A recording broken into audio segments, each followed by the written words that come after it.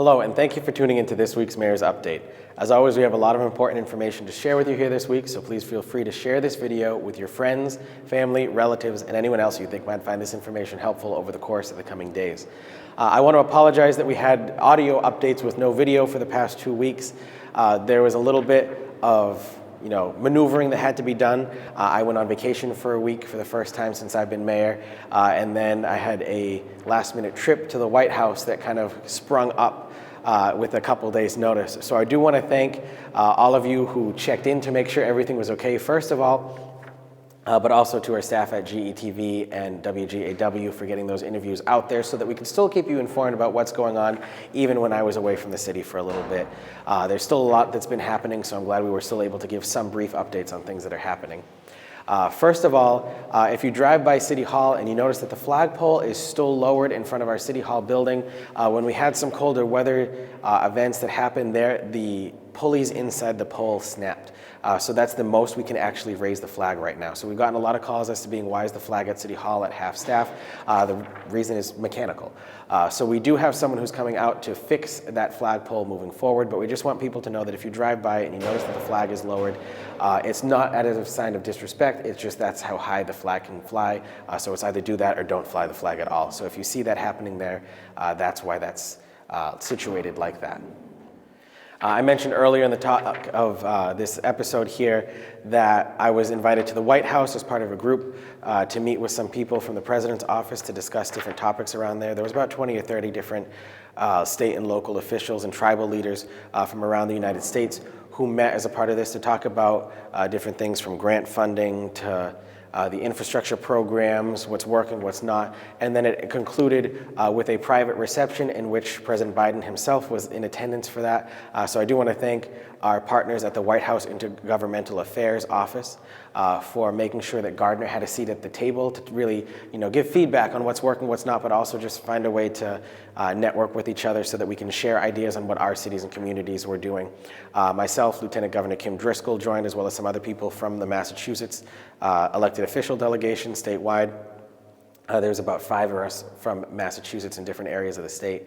Gardner was the furthest west and the smallest community represented there too. So it's neat this Gardner's getting enough attention that we're getting a seat at that table. So thank you to everyone who's been involved in all of the projects, initiatives, and everything else that's been going on here in the city that made it so that we can get that attention to get to that point. It really is a team effort, and I'm really grateful to see how much Gardner's setting the example for others to follow in certain realms. We want to remind people that the Centennial Celebration Committee is having their final event on Saturday, December 30th from 6 p.m. to 10 p.m. We have the Centennial Ball that will take place in Perry Auditorium here at Gardner City Hall. It'll be a fun night with food and music and dancing. We have a live band, a DJ after the live band. There'll be photo opportunities. All of this will take place again in Perry Auditorium. Tickets are still on sale. So we're highly encouraging everyone to please purchase your tickets beforehand. Those can be purchased in the mayor's office, at the Velvet Goose downtown, and a couple of our other downtown businesses. But if you go to the mayor's office or the Velvet Goose, those are going to be the 2 places for sure that you can purchase those tickets. If you're looking for that last-minute stocking stuffer to get someone for Christmas or that fun night to celebrate the end of the year, tickets are $30 per person, and it's truly going to be a great fun night here in the city. If you think back to how the dance went that we had in April in the City Hall Auditorium and how many people came out to that event and had fun at that event, we want this event to be just as fun. We're around 120 ticket sales right now, so we still have room for plenty other people to join in Perry Auditorium, so please come out next week and get your tickets.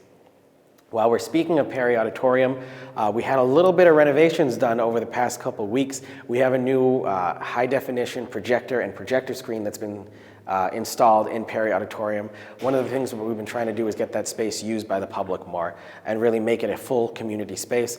So now we have full broadcasting capabilities over in Perry Auditorium that hopefully we'll be able to have some events around that moving forward, be it something similar to the movies in the park or different other meetings or anything like that that's coming forward. We now have that capability here in City Hall's auditorium.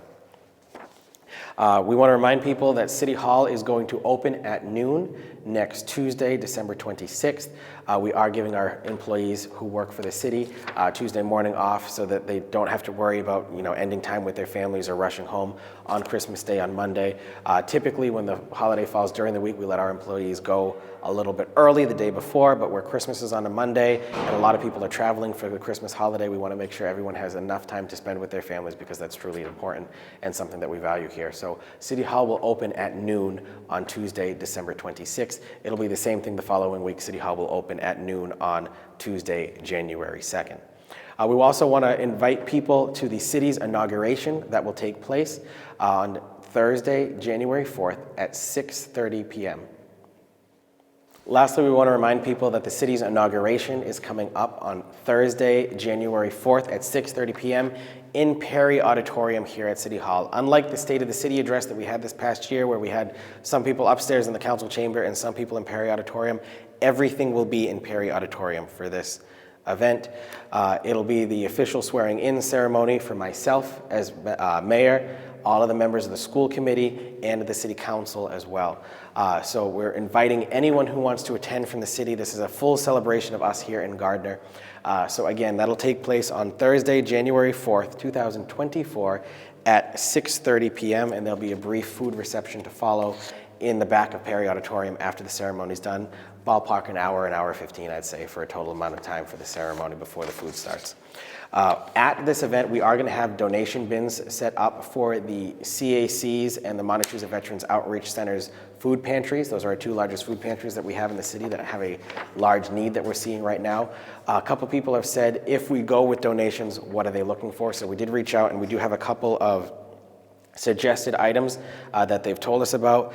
Peanut butter and jelly, canned tuna fish and canned chicken, shelf-stable milk, juice, cereal, canned fruit, Pop-Tarts, toys for Christmas if you're seeing this before the Christmas holiday.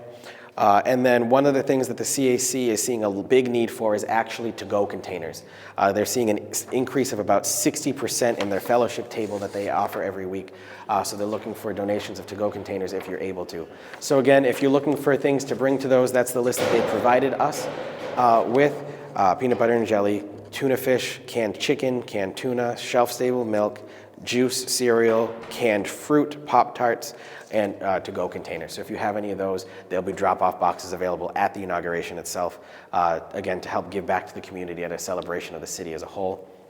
And then there are two other events associated with the inauguration that are actually not being put on by the city, but being put on by private groups outside of the city as well, but they've asked us to share that information for you. The Gardner Interfaith Council, which is a group made up of all of the clergy from around the city, is holding a non-denominational interfaith prayer service at Higher Ground Ministries for the city and its newly sworn in elected officials on Thursday, January 11th at 7 p.m. at Higher Ground Ministries. And then there'll be a Catholic Mass for the city at Annunciation Parish's Holy Spirit Chapel location at 50 Metcalf Street on Sunday, January 28th at 4 p.m. So we'll get, again, provide those in an additional update, but just to get that information out there too, the public's invited to all of those events that are there. We put on the actual inauguration itself. Those other two are run by the different clergy in the city that they do every inauguration, but we just help them share the date for it. That concludes this week's Mayor's Update.